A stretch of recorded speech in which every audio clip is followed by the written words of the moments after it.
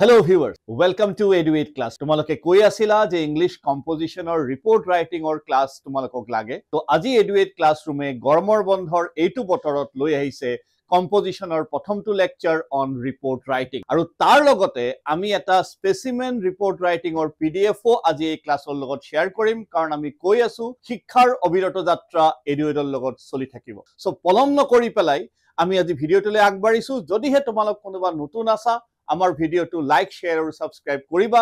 লগৰখিনিক কবা যে গৰমৰ বন্ধত Edu8 খুব ধুনীয়া এটা পদক্ষেপ লৈছে, যাৰ দ্বাৰা আমি ভাবো যে অসমৰ ছাত্ৰ ছাত্ৰী শিওৰলি বেনিফিটেড হ'ব। সো কেনেকুৱা কথা ভাহি আহে যেতিয়া আমি কওঁ যে এইটো নিউজ পেপাৰ ৰিপোৰ্ট ৰাইটিং হয়, যে তোমালোকে যদি দুটা ইয়াতে মই তুলনা কৰিছো, তাৰ লগতে এটা খুব অত্যাধুনিক এক্সাম্পল লৈ আহিছো যে যেতিয়া আমি ৰিপোৰ্ট ৰাইটিং বুলি কওঁ, এইখন বাতৰি কাকত তোমালোকে ফটোখন দেখি অলপ মনত পৰিছে চাগে। এইটো 15 আগষ্ট 1947 টাইমছ অফ ইণ্ডিয়াৰ এটা পেজ মই লৈ আহিছো, য'ত কৈছিলে যে birth of India's freedom. So ৰিপোৰ্টনো কেনেকে লিখিব লাগে, তাৰ প্ৰথম কথা হ'ল যে এইটো আমি অকল মুখস্থ কৰি কিবা কৰি লিখা বস্তু নহয়, তাৰ কাৰণে আমি ৰিপোৰ্ট পঢ়িব লাগিব।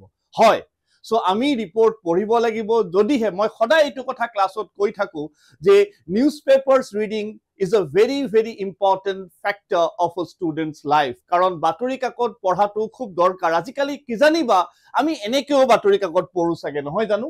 সো আজিকালি আমি টেবলেটত বাতৰি কাকত পঢ়ো, দ্যাট ইজ অলসো ট্ৰু। মই তাক ডিনাই নকৰো যে উইথ দ্য ডিজিটেলাইজেশ্যন আমাৰ ইণ্ডিয়াৰ ডিজিটেলাইজেশ্যন কিমান বাঢ়ি গৈছে, তোমালোকে অলৰেডি আমাৰ ভিডিঅ' বিলাকত গম পাইছা। সো দ্য ফেক্ট ইজ আমি পঢ়াটো কিন্তু দৰকাৰ। আমি পঢ়াটো কিয় দৰকাৰ? আমাৰ ভকেবুলাৰি বাঢ়িব, আমি ষ্ট্ৰাকচাৰ গম পাম, আৰু আমি কেনেকেনো ৰিপোৰ্ট লিখিব পাৰে তাৰ এটা আইডিয়াও পাম। যেনেকে অসমীয়া বাতৰি কাকত অৰুণোদয়, য'ত আৰম্ভ হৈছিল, ইয়াৰ আমি এটা ইছ্যু আনিছো জানুৱাৰী 1855 চনৰ নম্বৰ 1 ইছ্যুখন যিটো আছিল। সো এইবিলাক ৰিপোৰ্ট তেতিয়া মেবি অকণমান লিখা, প্ৰেজেন্টেশ্যন শিক্ষাগৰ বানানটো অকণমান বেলেগ ধৰণে লিখা হৈছিল, নহয় জানো? যদি তোমালোকে দেখা পাইছা, আমি আমাৰ পৰীক্ষাৰ পাৰপাছত যেতিয়া ৰিপোৰ্ট ৰাইটিং পঢ়ো, সো আমি তেতিয়া কি কওঁ? আমি তেতিয়া কেইটামান ফেক্টৰছৰ লগত খুব ডিল কৰিব লাগে। সো মই ভিডিঅ'টো বহুত দীঘলীয়া নকৰো, বাট মই তোমালোকক কেইটামান important factors on report writing ক'ব বিচাৰিম। নম্বৰ 1 that we call, যে প্ৰথম কথাটো হ'ল হেডলাইনটো অকণমান কেচি কৰিবা। হয়, আমি ৰিপৰ্টাৰ নহয়, yes we all know that none of us are reporter, right? So আমি কোনো ৰিপৰ্টাৰ নহয়, কিন্তু আমাৰ প্ৰশ্ন, আমি যিটো আনসাৰ স্ক্ৰিপ্ট লিখিম, সেইটো আমাৰ এক্সামিনাৰে পঢ়ি পেলাই অকণমান ইণ্টাৰেষ্ট কেতিয়া পাব? যেতিয়া আমি কিছুমান তাতে কেচি ইনফৰমেশ্যন দিব পাৰিছো। কেচি মানে কি? আকৰ্ষণীয় কৰা। ভেৰি ইণ্টাৰেষ্টিংলি এটা পইণ্ট মই ইয়াতে লিখিছো, can even use simple present tense as in your headline. Very interesting, যে প্ৰায় তোমালোকে পাবা এইটোৰ বিষয়ে মই অলপমান ডিটেইলছত কথাখিনি পাতি আছো অলপ দেৰি পিছত। 2 নম্বৰ পইণ্ট, যে আমি যিমান পাৰো ইউজ অফ পেছিভ ভইচ কৰিব লাগে, কাৰণ কামটো হৈ গৈছিল, নহয় জানো? কাৰোবাৰ দ্বাৰা পাৰফৰ্ম কৰা হ'ল। So use past tense, that is quite obvious, কাৰণ ৰিপৰ্ট এটা এনেকুৱা বস্তু যিটো অলৰেডি হৈ গৈছে, তাৰ আমি ব্যাখ্যা আগবঢ়াইছো। আৰু তোমালোকৰ ক্লাছ 10 সেৱা ষ্টুডেন্টছ খিনিৰ লগত এটা খুব ইম্পৰ্টেণ্ট ফেক্টৰ হ'ল 12তো ৰিপৰ্ট লাগিব, 11তো ৰিপৰ্ট লাগিব, that would be slightly different, but for class 10 students you should not be adding any additional information. তোমাক কি কৰিব? তোমাক কিছুমান ইনফৰমেশ্যন দিয়া থাকিব, based on that information report should be written. এটা বস্তু মনত ৰাখিবা, এইটো কৈ দিয়া থাকে, নিদিলেও মনত ৰাখিবা যে don't add any additional information. কিছুমান আউটলাইনছ দিয়া থাকিব, বেসড অন দ্য আউটলাইন। যেতিয়া আমি এক্সাম্পলটো চাম, তেতিয়া তোমালোকে গম পাবা কি আমি কেনেদৰেনো লিখিব লাগে। Last but not the least, আমি must mention place and date. Year is not mandatory, দিলেও দিলা, নিদিলেও কথা নাই, but must mention place and date. এতিয়া এটা প্ৰশ্ন প্ৰায় ল'ৰা ছোৱালীৰ মনত হয় যে স্যাৰ ফৰমেটটোনো কি হ'ব ৰিপৰ্টৰ? Yes, that's the $1 million question, right? যে যেতিয়া আমি কম যে ফৰমেট কেনেকেনো আমি লিখিম ৰিপৰ্ট ৰাইটিঙৰ, তাৰ আগতে মই এটা সৰু কথা তোমালোকক কৈছিলো যে use of historical present tense. মন কৰিবা, তাৰ মানে কি? এইটো এটা কেনেকুৱা ধৰণৰ টেন্স পালা? আকৌ হিষ্টৰিকেল প্ৰেজেন্ট টেন্স। স্যাৰ এইটো কি বস্তু? আমিতো হিষ্টৰিকেল পাষ্ট বা তেনেকেহে বুজি পাওঁ। হিষ্টৰিকেল প্ৰেজেন্ট কি? যিসকলে বাতৰি কাকত ৰেগুলাৰলি পঢ়া, তাত তোমালোকে প্ৰায় কিজনীয়ে দেখা পোৱা যে PM ভিজিটছ আসাম দিছ উইক। ভিজিটছ আসাম দিছ উইক মানে, আৰে এইটোতো সদায় ভিজিট নকৰে, এইটো অলৰেডি দিছ উইক কৰিব, মানে এনেকুৱা ধৰণৰ ফেক্ট কিছুমান কোৱা হয়। যেনেকে এইটো দিয়া হৈছে, China dam to hit India says Canadian landsman, like that. তো এনেকুৱা ধৰণৰ বাক্য যদি আমি ইউজ কৰো যে for example if ABC cricket ABC school defeats XYZ in a friendly cricket match, like that, এনেকুৱা ধৰণৰ টাইটেল ইউজ কৰিলে তোমাৰ অকণমান বেছি আকৰ্ষণীয় হয়। পইণ্টটো মনত ৰাখিবা যেতিয়া তোমালোকে ৰিপৰ্ট ৰাইটিং লিখিবা। কিবা অসুবিধা পালে কমেণ্টত জনাবা যে এইটো নাই বুজা ভালকে। এতিয়া আমি আহো ফৰ্মেটৰ কথাটো, তাৰ লগে লগে টাইপছৰ কথাটো। যে টাইপছ বুলি কোৱাৰ লগে লগে আমাক কি কয়, নৰ্মেলি ক্লাছ 10 আমি কনচেন্ট্ৰেট কৰিছো নিউজ পেপাৰ ৰিলেটেড। এই বস্তুটো তোমালোকে পিছত পাবা। Right now you don't need to go for this call school college মেগাজিনৰ কাৰণে নৰ্মেলি নাহে এতিয়ালৈকে। নিউজ পেপাৰত আমি কি পাওঁ, ডে সেলিব্ৰেশন, accidents বা disaster day celebration মানে like Independence Day, Teachers Day, of this kind of things.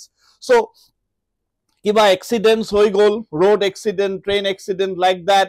Disaster kiba kind of when you talk about flood hit this locality ba earthquake, of this kind of thing, fire damage, hearts and so on. Robbery ketiaba questions hoy, sports related event hobo pare, cultural event hobo pare. These are the mostly type of questions that you get. Eta heading or ontoto eta report prepare koriba, mukhostor dorkar nai, just outline diye thakibo, you need to elaborate that outline, right? So that you have to be precisely doing. Now jitu kotha koi asilu format to ami keneke likhim, যে format headline যিমান পাৰা অকনমান কেচি কৰিবা, marks most probably তোমালোকক 4 দিয়া থাকিব, so then বা 5 দিয়া থাকিব, most probably this will be the marks given. Word limit তোমালোকে 80 to 100 যাবা, ডোন্ট ক্রস দ্যাট। পারিলে এখিনি 80 to 100 জৰ ভিতৰ লিখিব যত্ন কৰিবা।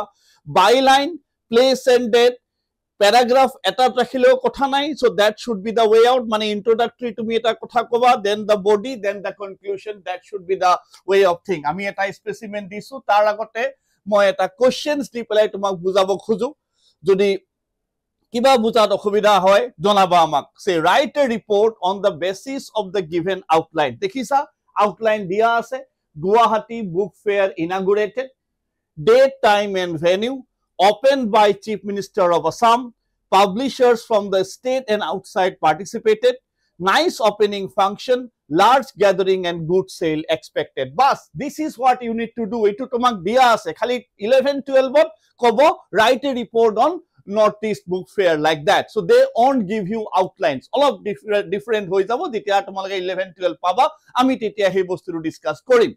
Now as of now you get this kind of outlines. Answer ki hobo pare, now let's wait. Yar PDF ami di thoi disu tomalokor logot, ekbar khali pori diu. Guwahati Book Fair inaugurated, underline korile koribo para, nokorileo kotha nai। এটু কয় বাই line, কোনে লিখিছে, বাই local correspondent, নাম দিয়া থাকিলে বা staff reporter তেনেকেও দিব পারা। গুৱাহাটী 20th ডিসেম্বৰ, নৰ্মালি এবিলাক ঠান্ডা টাইমতে হয়, বছৰৰ শেষৰ ফালে অনুষ্ঠিত কৰা দেখা যায় নহয়। So the 33rd edition of the Guwahati Book Fair was inaugurated yesterday, past tense, by yesterday at Assam Engineering Institute playground. Agote Sanmarir phale hoisil, ebar maybe Khanaparato hoise, so that you can go in that. Ebilak kotha nai iman. Sanmari, the Honorable Chief Minister of Assam officially announced the book fair to be open in a grand function held from 3 p.m. onwards. Dekhisa, basi eko major information idea. A colorful cultural function was held where students from various schools and colleges participated. This edition witnessed the participation of many renowned publishers from and outside the state. So, Homoro ahise bahira right joro keitoman publishers ahise. The organizers, while interacting with this correspondent, looked hopeful for a good turnout and they expected good sale. Bas, that's it. Yar PDF to ase, mukhosto nokoriba, khali bujibo jotno koriba, karon ami eduate hoday kau jodi tumi concept to buji paisa, main ideas khini buji paisa, নিশ্চয় কে তুমি your answers করিব পারিবা। So with this we sum up this video for the day. Hope এই ভিডিওটো তোমার কারণে বা তোমালোকৰ কারণে অকনমান হলো বেনিফিটেড হব। ভালকে পড়িবা। Best wishes. Thank U.